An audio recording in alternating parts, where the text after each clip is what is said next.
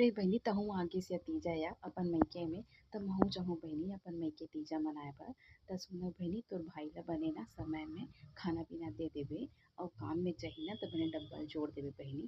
और घर में ना सबो चीज रखा है जो तोर जो भी मन पसंद है सबला बनाबे खाबे पीबे संकोच झन करबे। मैं जल्दी फरहार करके मैं आ जाऊँ बहिनी, ठीक है। ले जा तुम महू तीजा। भौजी तो चल दे तीजा। अब देखो भौजी काय काय रखे हावे। देखो मैं ओहो भौजी का यहाँ दे मस्त परफ्यूम हावे, वो भी चार चार ठन विटा के। ओहो रख ले तो दो ठन काम आ जाही। बता दूँ मैं रखे अच्छा लगे तो मस्त रख लेता हूँ।